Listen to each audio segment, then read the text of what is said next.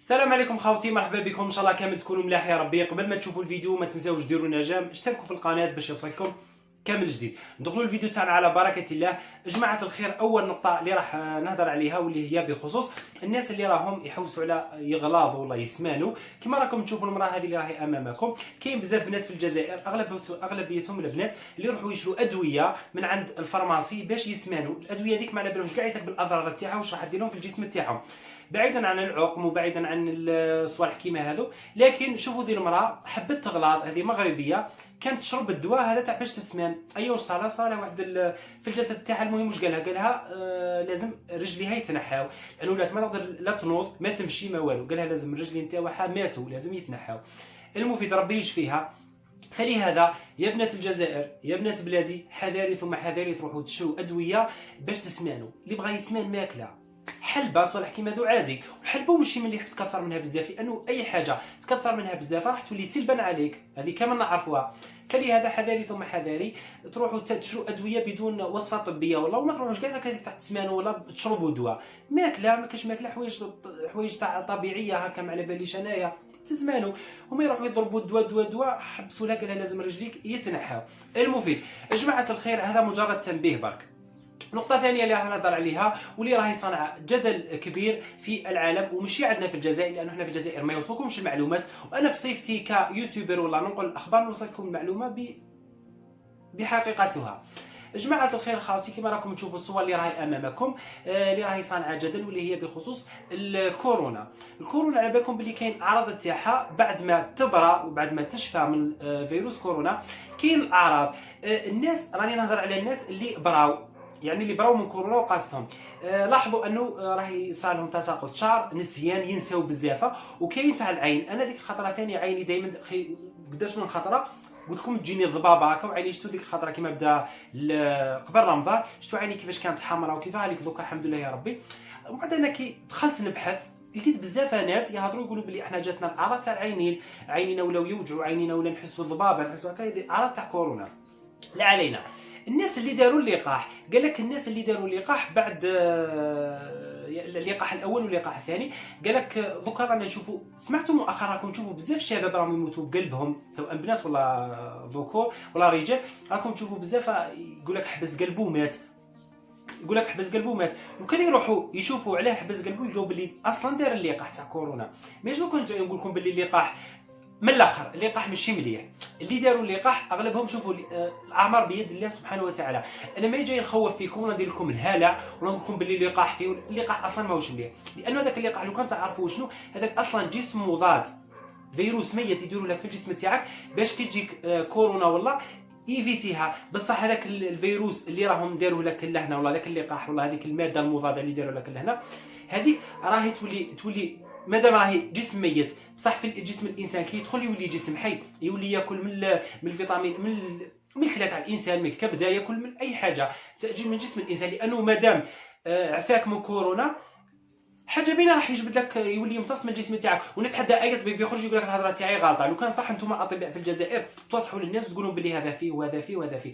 الاطباء اصلا في الجزائر في بلادنا الا ما رحم ربه، مجرد لا فيزيت يعقبوا الدراهم ما يوضحولكش كامل. انت لو كان تروح للطبيب تقول انا عندي راسيه وجع، عندي هكا، عندي هذه، يقدر هو يقول لك ما ديرش هذه، ما تنساش هكا. هو لا يقول لك يخرج لك دواء وروح اشري الدواء الله يسهل. كيما هذه تاع السمانه اللي يروح يقولوا يعني حاب نسمان، طيب لا ما تنصحش تقول لهم روحوا ديروا هكا، ديروا ماكله، يعطي لهم نظام تغذيه، حتى لا تماركي لهم الدواء وروحوا كولوا بلا لي زاناليز، ما يديروش كاع لي زاناليز ويضرب لهم الدواء حتى المراه في المروك.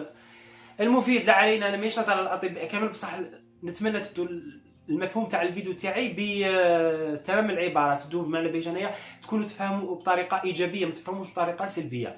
قلت لكم يا جماعه الخير، الموضوع هذا اللي راهو يقول باللي 4 سنين بداو ينتشروا الامراض، ودوكا في عامين من اللقاح تاع كورونا بداو الناس يخرجوا عندهم اعراض بزاف. النسيان راهم الناس ينساو بزاف، راهم شافوا الوجه تاعهم اللي شاحب بزاف، راهي بزاف اعراض. بعيدا عن اعراض اخرى، امراض اخرى قال لك امراض اللي راهي تخرج في الناس وراهم يلقاو امراض دوكا، مرض القلب، مرض معنا بيجانا السكر، مرض هكا، الاغلبيه تاعو سببها اللقاح. لا علينا، ربي يشفيكم ان شاء الله. الناس راهم يسقسوني يقولوا لي واش نديروا باش زعما نتفاداو هذه الاعراض والله هذه الامراض اللي راح تنتشر مؤخرا. باش تتفاداوها عليكم بالحجامه. الحجامه هي اللي راح تنحيكم السموم اللي تكون سببها اللقاح. هذه هي الحاجه اللي ننصحكم بها. يا جماعه الخير، نزيدوا ننتقلوا الى نقطه اخرى واللي هي بخصوص بيونه. شوفوا، بيونه فنانه معروفه. الاخر التاريخ تاعها ما نهضروش عليه لانه التاريخ تاعها ما كانش مليح لا علينا، كانوا فيديوهات خرجوا.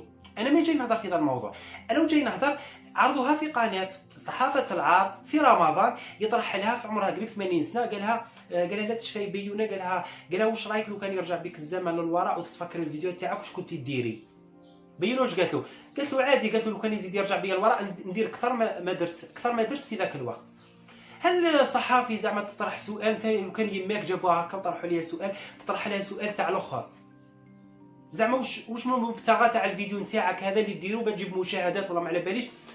انت كون جات يماك ثم تقبل يطرحوا لها سؤال يقولها بلي هل تراعي الماضي اللي كان عندك؟ احترموا الناس، تعرفوا كي تستضيفوا الناس، تعرفوا كيفاش تستضيفوهم، ماشي طلعوا البوز طلعوا المشاهده تطلع. بصح التاريخ ما يرحمش، والله غير كارثه سبحان الله. ماشي على التاريخ تاع الاخر، راني على هذا الصحافي المفيد. جماعه الخير، نزيدوا ننتقلوا الى نقطه اخرى واللي هي بخصوص الايمان خليفي الجزائريه اللي شرفتنا في كامل البلدان العربيه ولا في العالم كامل، اللي مشرفتنا بالميداليات الذهبيه. ايمان خليفي البارح كما هضرت لكم عليها قلت لكم راهي تاهلت للنهائي. اي خرجوا قال لك دوكا نو، قال لك ما تتاهلش. لماذا؟ ايمان خليفي في البدايه كي كانت تلعب سبحان الله كانت تمرة، كي طلعت للنهائي قال لك تم اقصاؤها لانها قال لك بلي هي فيها تستيرون طالع، لانه قال لك زعما هي تعتبر انه دوكا راجل. سبحان الله، دوكا وليتوا تشوفوها راجل. كي كانت قبل في كانت باش تتاهل كانت تمرة، دوكا كي طلعت للنهائي وعرفتوا بلي باش تدير ميداليه وتشرف الجزائر، دوكا درتوا الاقصاء قلتوا مراه، قلتوا راجل. وين بانتكم راجل؟ دوكا بانتكم راجل من ديك. واش دخل هذه تاع الاقصاء؟ درت واحد الاقصاء بطريقه بشعه. لو كان بالحق المنظمه تاعنا في الجزائر تتحرك وتقول باللي لا انا مانيش نهضر دوكا يقول لك التشبه بالنساء، مانيش نهضر في ذاك الخوتي كل واحد ربي يسهل عليه. على بالي التشبه بالرجال التشبه بالنساء وما على باليش. اصلا المراه كدير رياضه بزاف تستيرون يطلع لها وتولي اصلا الهرمونات تاعها هرمونات رجاليه. بصح باش تتقصى بهذه الطريقه انها قالوا لها باللي انت راكي دوكا راجل، لا عيب. لا هذه ماشي، هذه اصلا واحد ما يقبلها. المفيد خاوتي، كان هذوما الاخبار تاعنا، كانوا هذوما الفيديو تاعنا. حنا الجزائر دائما حارقينهم 1 2 3 فالاجيري بكم ولا بليكم، رابحين. المفيد خاوتي، كملوا الاخبار مع التعليق الصوتي، ونقول لكم في اخر الفيديو صحه سحوركم وصحه فطوركم، وتهلاو بليجام خاوتي، تهلاو فينا بليجام. تحياتي لكم كامل وسلام. رفع المنع عن تراب من مغادرة التراب الوطني في حق رشيد نكاز، ندعي له بالشفاء في أيام رمضان إن شاء الله. سبحان الله، مسكين رشيد نكاز كان مع الجزائر والآخر ومن بعد خرجوه للحبس توكفى. المهم ربي يكون معاه إن شاء الله والصيام المقبول إن شاء الله. المفيد، كما راكم تشوفوا هذا الخداع البصري، يعني التطور تاع الذكاء الاصطناعي، شفتوا كيفاش دايرين التراب يبانوا بلي صح تعقلوه هما اصلا ما اعتقلوهش، وقال لهم زعما باش يحاسبهم. هذه راهي في الولايات المتحده الامريكيه، الصور دايره جدل كبير. المفيد خاوتي، نزيدوا ننتقلوا الى نقطه اخرى. السيد هذا قال لهم ما تصوموش 5 ايام، يعني هذيك تاع كره القدم. دي شما بيب ولا واش اسمه هذا، يطلب من لاعبي منتخب فرنسا المسلمين تاجيل صيام رمضان لمده 5 ايام. والله انت الهنا، نتبعوا دي هذا امون هذا ولا شكون، والله قال لك لمده 5 ايام روح تلعب على روحك. رياض محرز يلتقي بشاب جزائري ملقب بشبيه محرز. واش رايكم في الشبه؟ اسكو صح يشبه له ولا ما يشبهلوش؟ والله غير يشبه له 100%. سبحان الله، في النيف في الراس في السنين في كل حاجه يتشابهوا. واش رايكم في الشبه؟ كل واحد يقول لنا الراي تاعو في الشبه، اسكو صح يتشابهوا ولا مش يتشابهوا؟ ما يتشابهوش. تايلر رودباك يخدعوها. المفيد يا جماعه الخير، حكايه المسلسلات الجزائريه تاع رمضان تاع ذا السنه، الزطله ستيروغ لا بوليس الحباس. سبحان الله، هي المسلسلات تاع الجزائر تاع السنه برعايه حبسي صاروخ الغبره الكوكاي كل حاجه. المحرمات كامل هضروا عليها في ذا المسلسلات. ما نعرف لهم يوعوا في الشباب ولا يزيدوا لهم في الفرص الناجح. يحدث بألمانيا ما أعظم هذا الدين، أسرة كاملة تدخل في الإسلام، يدخلون في دين الله أفواجا. ما شاء الله، شتوا هذو كامل دخلوا في الإسلام. سبحان الله، رانا نشوفوا بزاف عباد يعني مشي مسلمين يدخلوا الإسلام، والمسلمين تاوعنا راهم يخرجوا من الإسلام. يا ربي يستر. كما راكم تشوفوا خاوتي الصورة اللي راهي أمامكم، هذه المرأة تلبس هذه الثياب عند تنظيف البيت بدون علم أطفالها، وتقول لهم إذا وسختوا البيت سوف تأتي هذه المرأة المرة الجاية في حافظوا على نظافة البيت. هذه فرصة للأمهات الجزائريين، البسوا كاش ما لبسها وقول لهم باللي زيدوا ديروا هكا دودون تجيكم ذي المرأة. الله غير عفسها هايلة. المفيد طي صفحة الأزمة الدبلوماسية بين الجزائر وفرنسا.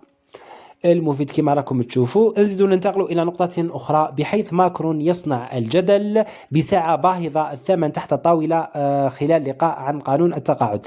يخلع الساعة تاعو يعني باش ما يشوفوهاش، دار يده من تحت ونحاها. مي الشعب تعقبها عليه، الشعب كامل يفيقوا لك ويجبدوا لك الخرايب تاعك. المفيد بأي أيادي تخريبية تقوم بتكسير الموزع الآلي المتواجد بجميع مراكز البريد المتواجدة بمدينة مستغانم. هذه ذوك اللي يكسروا فيها، سبحان الله. هذه ثاني رحتوا لها وتكسروا فيها، ومن بعد يقول لك بلادنا وفيها سبحان الله. انتم ما تبغوش كاع الخير لبلادكم. ربي يهديكم وربي يهدينا. جماعة الخير كما راكم تشوفوا بوتين جاثيا على ركبته يقبل يد الرئيس الصيني، صورة تكتسح الانترنت. انا ما شكيتش كاينه منها، زعما بوتين يروح يسلم على الرئيس تاع الصين، يسلم له على يده، من المستحيلات السبع. قال لك الملتج يحتاج، بصح انا ما شكيتش كاينه منها. المفيد خاوتي كما راكم تشوفوا، قال لك عمره واحده في رمضان ولا يسمح بالتكرار. حاجه مليحه والله، غير حاجه مليحه هذه التكرار تاع الحج والعمره. تحسب راه عندهم تقول لهم يروحوا للسوق، سوق هراس، ولا تقول لهم يروحوا للصحراء. دائما تحسب راهم يروحوا المول هذاك ولا واش يقولوا له. عمره واحده تكفي.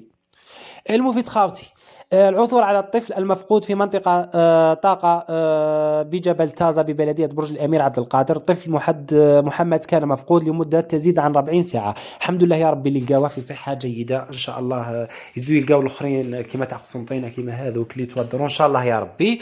المفيد جماعة الخير، الجزائر ترسل 96 طن من المساعدات الغذائية إلى موريتانيا. حلل إليكم التعليق، أنا ما عندي ما نعلق. المفيد جماعة الخير، هذا هو المقال اللي راهم يهضروا عليه. قال لك 96 طن الغذاء، الأكل كل حاجة. المفيد جماعة الخير كما راكم تشوفوا، هذا زوجي على جال المعدل تاع أولادي. قال لي ما تعرفيش تقري، كسر كلش. كي قلت له قريهم انت، عطاني طريحة أنا وولادي. وش رايكم في هذا في هذه الظاهرة اللي راهي مؤخرا يعني يقولها قري ولاد وهكذا جاتها في رمضان؟ هذا باين بلي راه غلبوا رمضان. ساع في قدر المستطاع. المفيد جماعة الخير راح نهضر على واحد الموضوع حساس. كما راكم تشوفوا هذا الببغاء، يعني الببغاء يهضر بعد ما دخلوه خاوتي الى الجبانة، يعني باش يشوف خيو يعاود الهضرة، يعني يسمع، كان يسمع الموتى كيفاش كانوا يديروا. اسمعوا مليح، شوفوا الفيديو برك. الله أكبر، الله، oh my god, oh my god, oh my god, الله أكبر.